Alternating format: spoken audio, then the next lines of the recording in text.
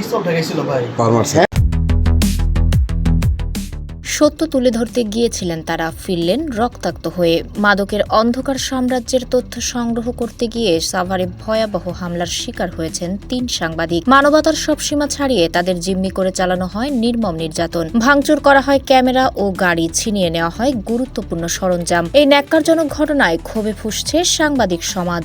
২২ মে দুপুরে সাভার পৌরসভার আইচা নোয়াদ্দা এলাকায় এই হামলার ঘটনা ঘটে। আহত হন দেশ টিভির রিপোর্টার তাইফুর রহমান তুহিন, ক্যামেরাম্যান মনিরুল হক কায়ুম এবং এসএটিভির প্রতিনিধি সাদ্দাম হোসেন। পুলিশ জানায়, মাদকের বিষয়ে রিপোর্ট করতে গিয়ে স্থানীয় চিহ্নিত মাদক কারবারিরা তাদের জিম্মি করে একটি অটোরিকশা গ্যারেজে নিয়ে যায়। সেখানে চলে নির্মম নির্যাতন। হামলায় সাংবাদিকদের কাপড় ছিঁড়ে যায়, ভাঙচুর করা হয় গাড়ি ও ক্যামেরা। পরে খবর পেয়ে পুলিশ আহতদের উদ্ধার করে হাসপাতালে ভর্তি করে। এই ঘটনায় ৪ জনকে আটক করা হলেও কয়েকজন হামলাকারী পালিয়ে গেছে বলে জানিয়েছে পুলিশ। হামলার তীব্র নিন্দা জানিয়ে দ্রুত দোষীদের গ্রেপ্তার ও দৃষ্টান্তমূলক শাস্তির দাবি জানিয়েছে সাংবাদিক সংগঠনগুলো।